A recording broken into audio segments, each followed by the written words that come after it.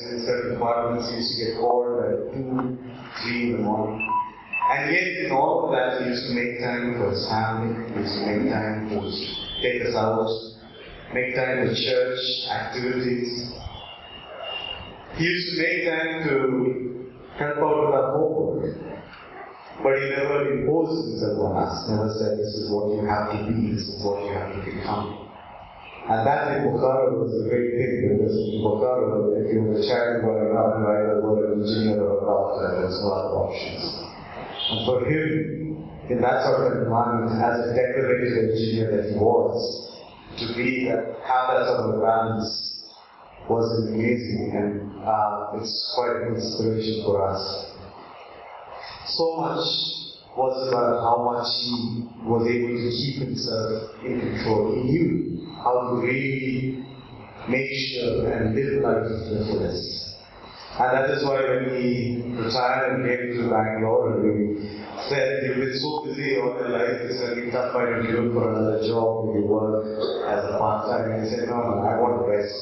I don't think he rested. I really don't think he rested at all. Sometimes when he was here, he'd be actually busier than he was when he was back in Bukhara.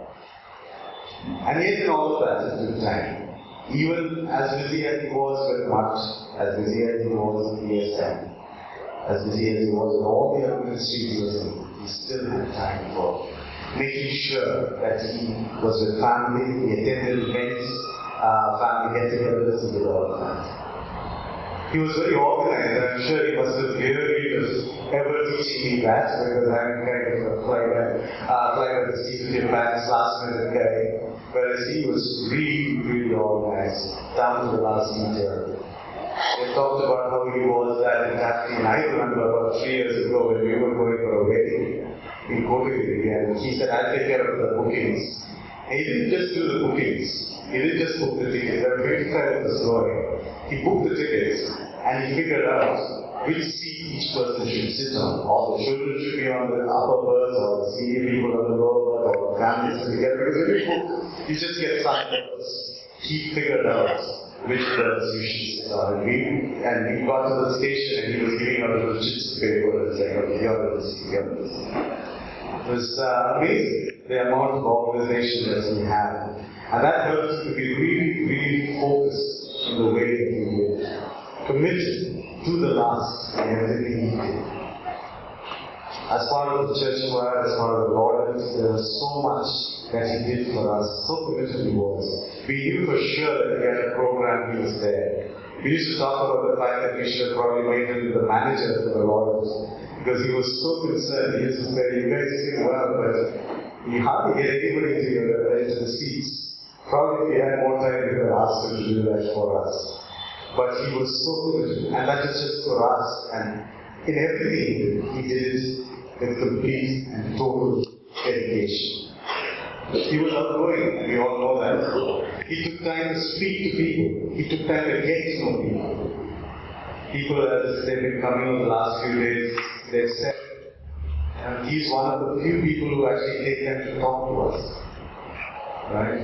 And that was something amazing. He used to believe that is in a church or in a community, you take time to spend time with other people, and he lived that. These words come from both Priya and myself, and Priya was telling me what she wanted to say as well. When she came, when he got married and we came back to Bangalore, her parents are Nagarpuri. We came back to Bangalore, and obviously as a new bride, there was always a lot of concerns about how will you fit into a new family that you're going to. And she tells me that there was never ever any kind of a switch that she felt. It was so seamless, it was so smooth when she came into our family, because Appa took the time to make her feel loved, wanted, a part of the family. Amma, Deepa and myself used to go out for work. He'd be there at home with Priya, and now of course the last 2 months well. And we'd come, sit, talk, just discuss different things, current events, or something from ESF, something from Capital. Just take the time, be there. And he did that with everybody. He loved kids. She heard about his work with the 5 kids. He used to help out with financial assistance, but he was concerned with so much more. He was concerned with the emotional and spiritual well-being of these children as well. He worried that these children being separated from their parents, what was the impact on their spiritual life? And he wanted to make sure that spiritually they did not drift away from the Lord. He was really burdened with that, and he worked tirelessly to make sure that these children knew the Lord as well. Here in ESF, Bible Study Fellowship, he was a children's leader as well, and he was so involved. He used to tell me, being a children's leader is not easy. You think it's easy? It's not easy. Because the kind of questions that these children ask, the adults don't think to answer those questions. He was so good. Back in Bokaro, he used to teach in the Sunday school. Here, he's been very involved with young people. And at home, of course, now with his grandson. Whenever he was born, he was a month premature. He was in hospital for a month in the ICU. And 3 days after he was born, I had chickenpox. I couldn't go anywhere near him. And at that time, Papa dropped everything, came to Nagapur. He had so many things that he had planned. It was the holidays that time, so he had many trips, many activities already planned. He just dropped everything, came there. He used to be in the hospital, and the ICU there had a rule that other than mothers, everybody else, essentially everybody else was only fathers and grandparents. And they get only half an hour in the morning, half an hour in the evening to go and see the child. He used to make sure that whatever he was doing, for that half an hour he was there in the ICU, in the hospital. He'd go in, he'd take pictures. There's so many pictures of Evan in Appa's phone. We don't probably have it because we couldn't even think of it, but he was so much in love with his grandson that he would be there. He had to sit outside on the bench because there was nowhere else that he could sit, but he used to sit there patiently all day. 2 weeks he sat there. And then after we come back here in Bangalore, after Evan came here, I mean, we are in a 2-floor house, so if Priya has to come down, somebody has to be there with Evan. Appa's always up for it. And we'll come down, and the moment we come down, we'll hear singing from a little hymnal that he had. We'll be singing to him. Or he'll be reading from his staffy notes to him. It's quite a basic kind of introduction for a 6-month-old child, but that's what he used to do. We never had any fear. No worries at all. We knew Appa was completely going to take care and Evan was in good hands. We really wish Evan could have known his grandfather so much more, but we know that there is a legacy that he has left. It is a legacy of faith that defined everything that Appa did. On Sunday, we, as the Lord, had gone to sing in a church in Kerala. And there was an Indian person who had come, and he spoke about our salvation through grace by faith, which leads us to do good works. And I think that really defined the way Appa lived. He was saved, there was no doubt about it. There was no doubt in his mind, there was no doubt in the mind of any person who met him. He had no regrets. There was nothing that he ever feared or worried about.